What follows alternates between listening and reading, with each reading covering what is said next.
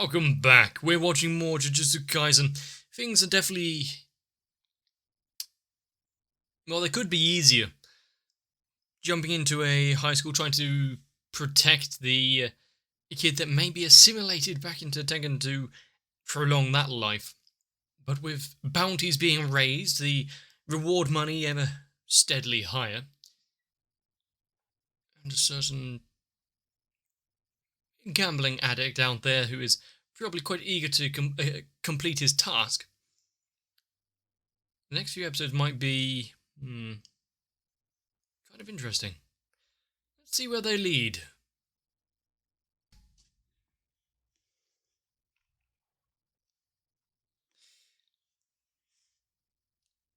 Down with the fishes. Is this going to... okay. I was going to say, is this going to be some vision or something? Hopefully, otherwise things have went terribly wrong.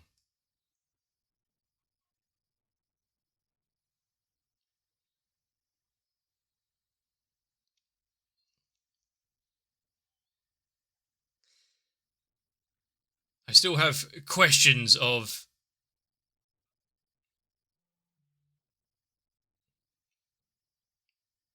right, so that's why.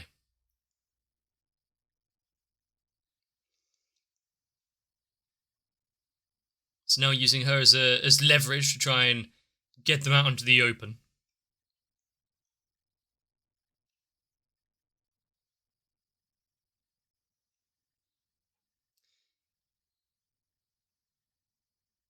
I mean, you have what they want.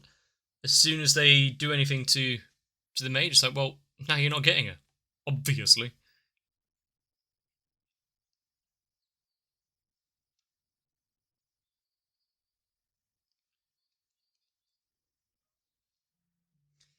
She's not going to...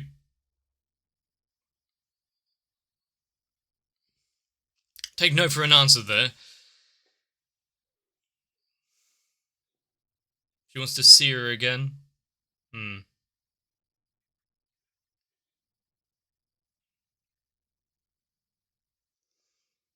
mean, even if she has accepted her fate of being assimilated there, still, how much are you actually...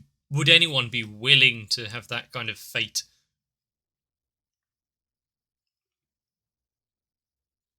However...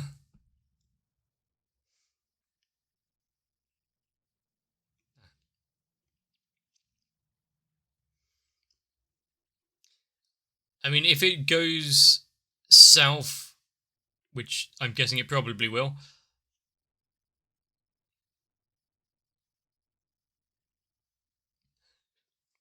if you're in all the way. There's no backing out.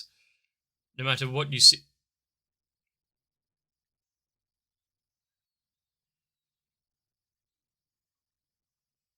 Excuse me?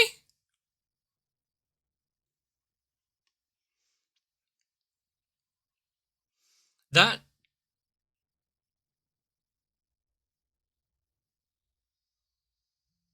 hard cut to a beach scene.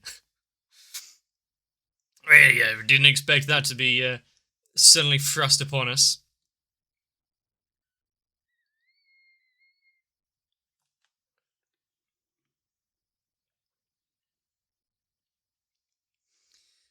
But also, now that I'm watching this opening again with the knowledge of what's going on with this character, her leaving the train as the others are getting on it, being separated away from normal kind of school life and friends.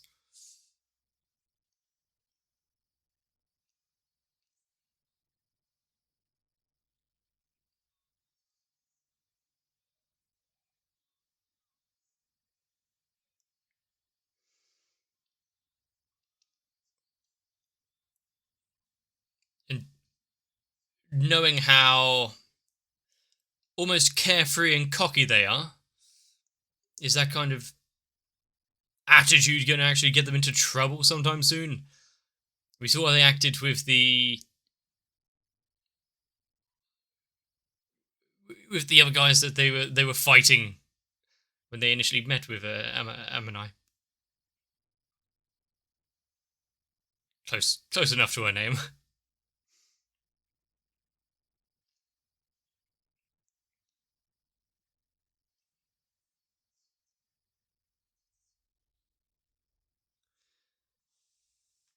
Are we? Are we just skipping over?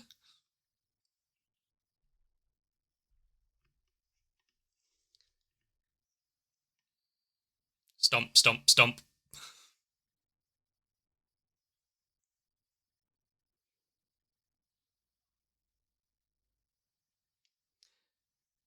Okay, there are many questions being raised. If she was captured by non-sorcerers there, and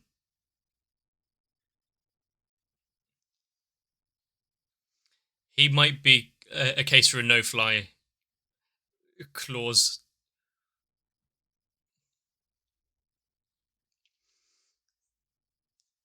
But yeah, she was being looked over by non-sorcerers, has no recollection of how she was actually taken.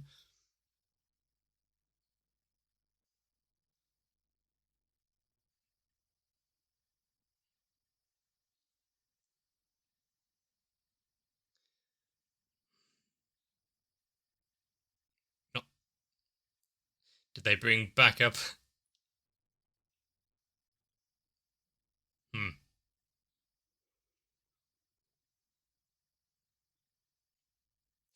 Well, at least one of them is eager to go.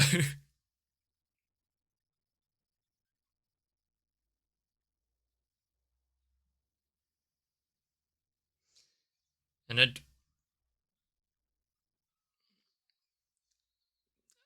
he is working so hard. At least she's going to experience these kind of fun things before assimilation.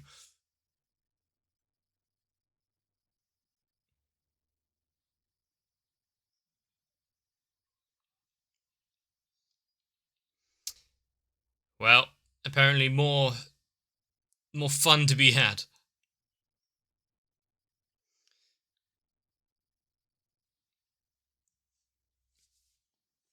I mean, he's trying to make a good case.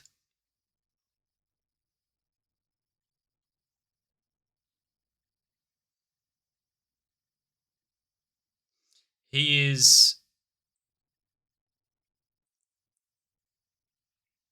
he is making sure that he's always on guard for any eventuality. Not even though it looks like he's taking things a little lightly.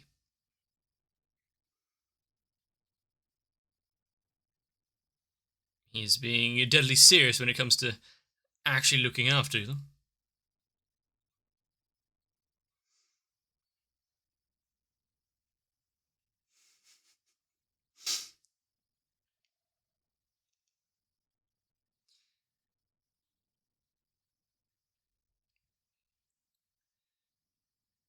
The more I see this and her just having fun at the beach or going kayaking, the more fear wells up in the pit of my stomach. Not only because people are after them, but what happens if she was to want to change her mind and live for herself rather than become part of this whole Tengen cycle?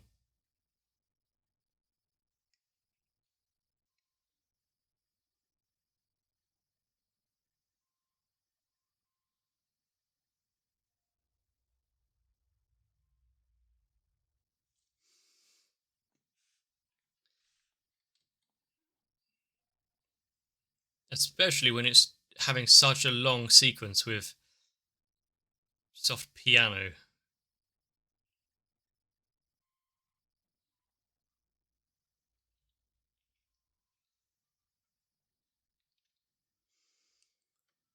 Almost like her dream being under the water, surrounded by sea life.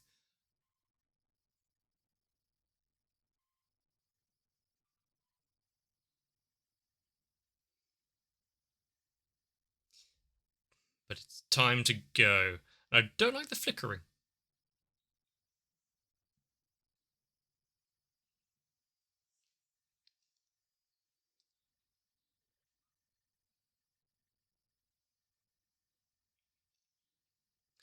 So they should be relatively safer.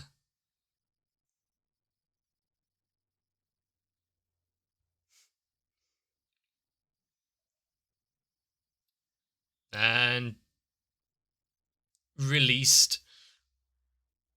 Quick, put it back up.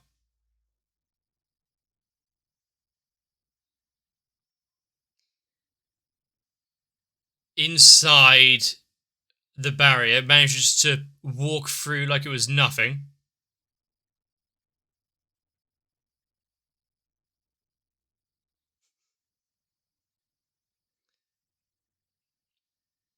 Well, shit.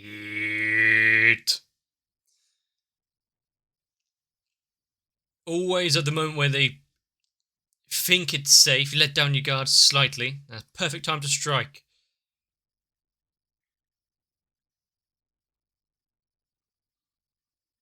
Hmm.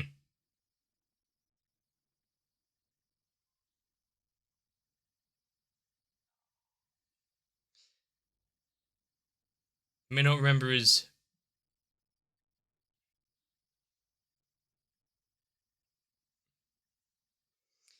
May not remember his name, but certainly just his existence.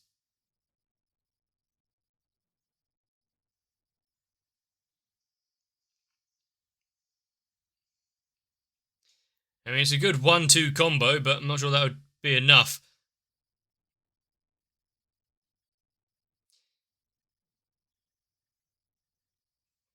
Well, that's good.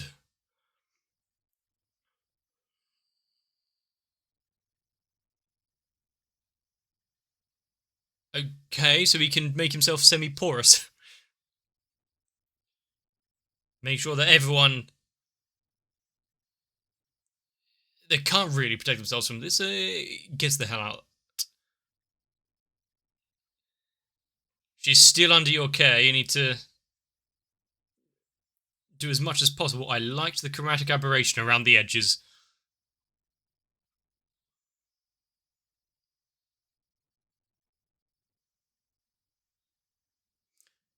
Lovely.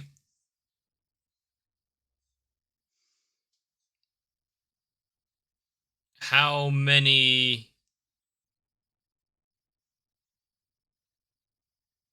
weapons and whatnot does he actually hold?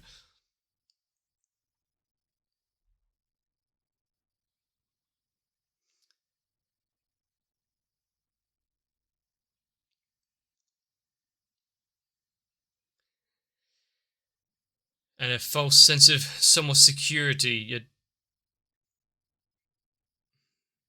Hmm.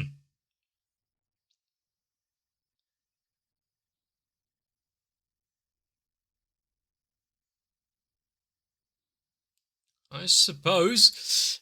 But I do love seeing the uses of abilities. Although maybe try not to destroy the uh, surrounding environment.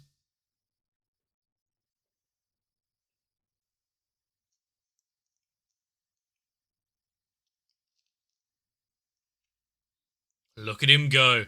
Another heavenly pact, much like. Can't remember what the name of the sister was.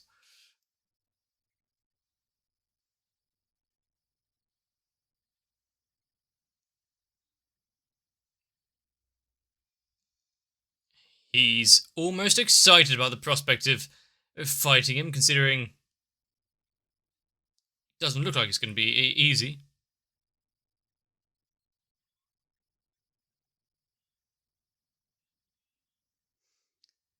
He's already gone.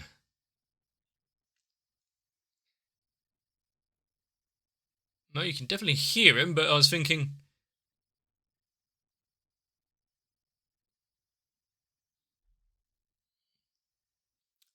So using that to his advantage, completely hiding himself.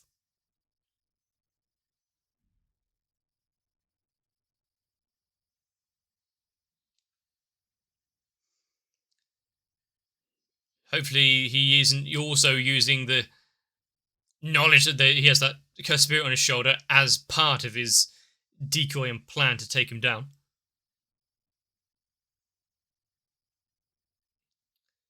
Well, he's now playing Katamari Damacy with the buildings.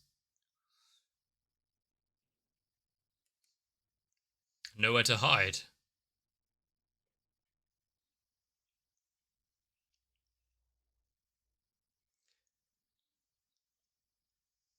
Okay.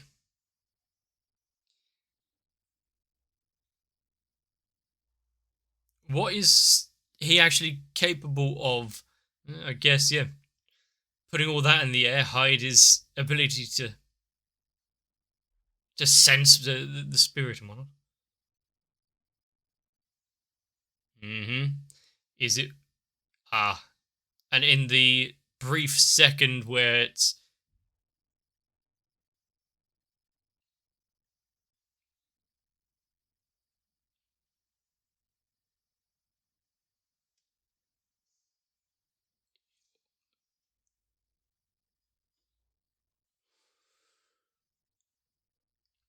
Wow. A special type of curse energy there to break through his barrier. He is not giving him an inch when it comes to these relentless attacks.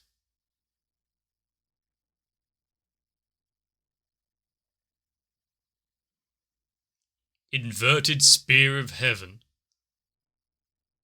Ah.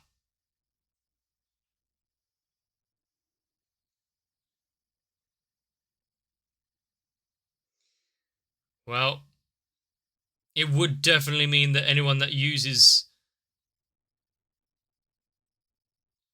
cursing things and whatnot is kind of rendered a little helpless by it. I think he might be okay. Just because we know the future. But how exactly? How would he get out of that?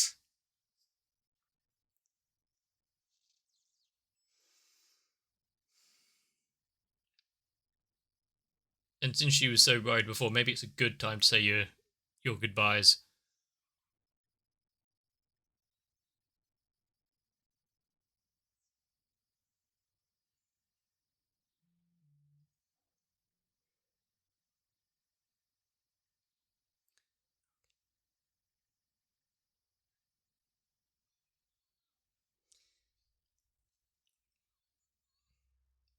Well, looks like they heard me. They're having this moment.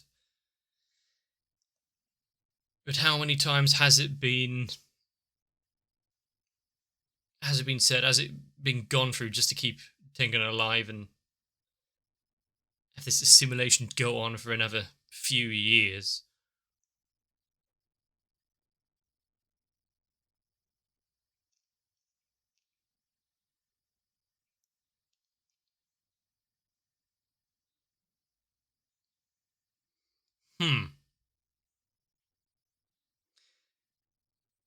When you've got rope bigger than, or thicker than buildings, that's kind of impressive.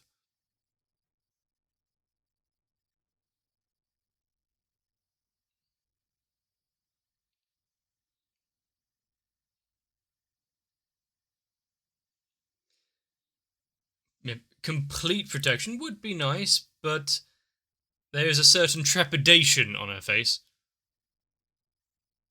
He's giving her a way out, is he? He was already a little hesitant about it.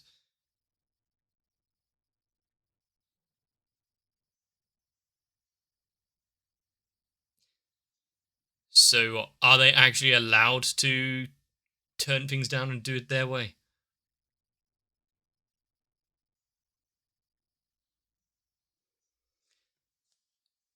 Then what? You just trying to get her to decide to do it?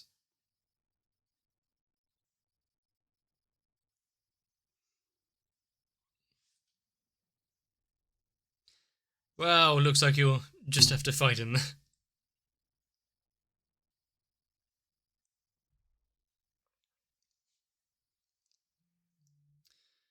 Crap. It is that...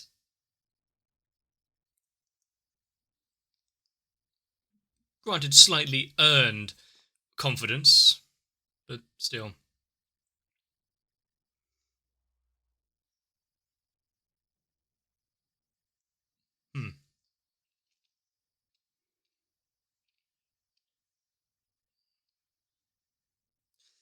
She's lived her life entirely for...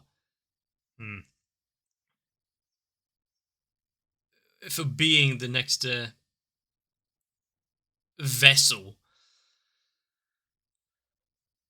Accepted that fate for so long, but because of recent experiences, it's been forced her to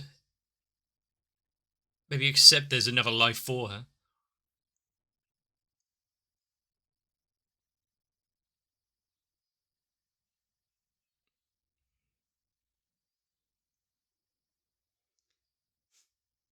Well,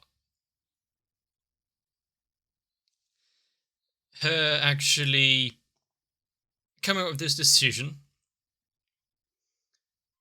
find out what she wants to do.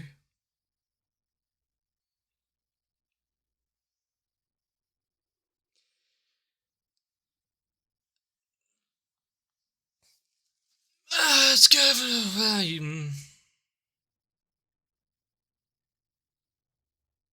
mission failed.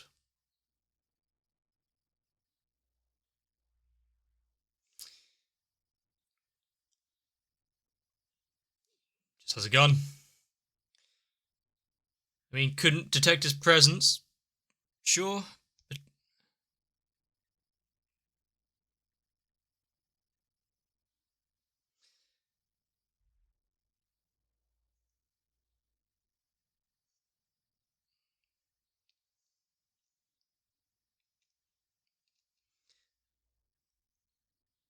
I mean, he is not going to go easy now, but... holy fuck.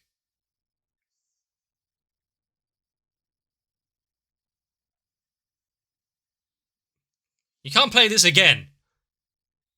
No. I'm not allowing it. It's now tainted. After you had a fake out of a happy ending for that little storyline, no, no, you're not allowed.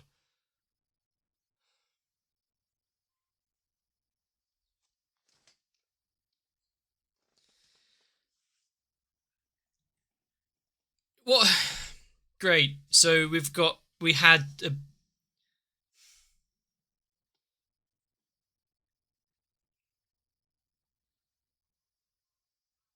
a coming of terms of things, personal acceptance in her life, then thinking, no, she deserves a bit more, wants to out. And then there's no reward at the end of it.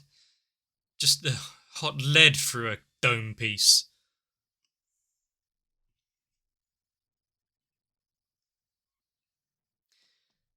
I mean, after he took down Gojo, we knew he was on his way. Didn't think it would be just going straight for the objective there.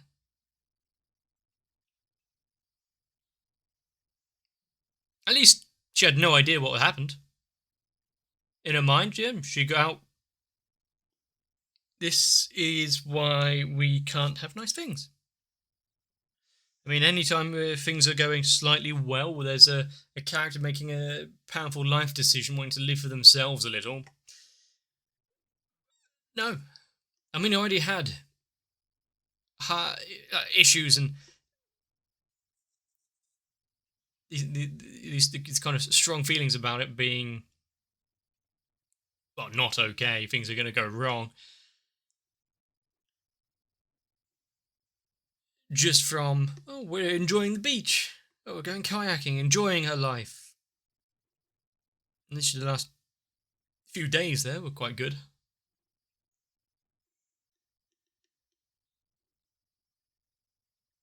There is one thing, though, being that Gojo, Satoru, we know he's fine. Definition of fine may vary, but alive at least. How exactly? No idea. So there's still hope that things can be turned around. Since they're underground here, maybe something can be done of it. What about the woman that they left back at the elevator? I don't think she was let off with a slap on the wrist. But this whole episode was leading towards that one big kind of pivotal moment, wasn't it? It was filling us with a sense of wonder and hope. A slow drip feed of her breaking free from the role that was designated to her. But it's like I said, that confidence being their downfall, thinking, oh cool, we're here now, we've done the duty, fuck it. We're the strongest. But as far as kind of writing goes, if you're going to introduce a new character for a new series and build up this whole thing about them being the linchpin of assimilation for Tengen to keep up the barriers of the entire city, yeah, you don't think about having a large void where a brain once used to be in episode 3. I mean, there's definitely series and shows out there where you have any character, everyone's in danger at any time. Not like this. At least Geto is slightly annoyed now, opening up the very gates of hell itself to release his spirits to try and do something about it. But if he was able to take down Gojo hand-to-hand combat, get in so close and slash away so easily, how long can Geto withstand it? Especially since there wasn't that whole connection with him when he was younger. Having those blue eyes on him. I don't know what to do now. If there's anything, it's now a renewed fear for the future. But also, how are they going to explain this one? But if she was so important that they needed everyone to... that she was needed to keep up all the barriers, maybe they should have sent more than just 2 students to take care of her. Just saying. There's probably backup someone, not just in case an eventuality like this happens, but Jesus Christ. When I saw the time jumping through, them nearing their destination and the handoff, obviously, something's going to kick off now.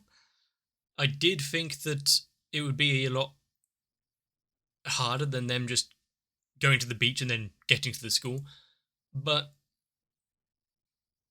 not that he was just playing around for so long, forcing Gojo into a false sense of security there, letting him drop his guard, and then, time to strike, and being so ruthlessly efficient. Yes, I should reevaluate what I think of certain characters. Still, holding up with what I think of the voice actor and some of the roles he's had. Complete bastard. But if you have enjoyed this episode, is very wrong, maybe wrong word to use, let me know.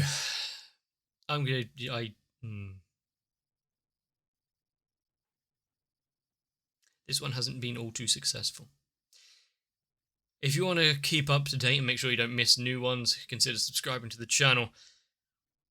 Jump onto my Discord as well to carry on any sort of conversations that may be had.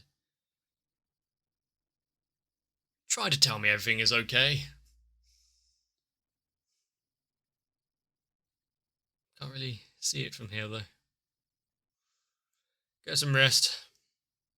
I need to see you in the next one. My patrons have given me a new lease on life and a reason to continue on, and whether or not that's actually to record and watch more anime is, well, not really up for discussion. It's what the people require. So, if you would like to join that list, and instead of allowing me to go to the beach, force me down to rewatch dramatic moments such as these, consider joining onto my Patreon as well. Because thanks to the likes of Noku, Raywin, Sal, Trayvon, Shiwan, Akane, Guado, Tori Jane, Kite, Light Wizard 91, Mega 42, Diego Zenhausen, SZ 9870, Croyville, Maxwell, and everyone else, I can be scarred mentally, which of course is great entertainment.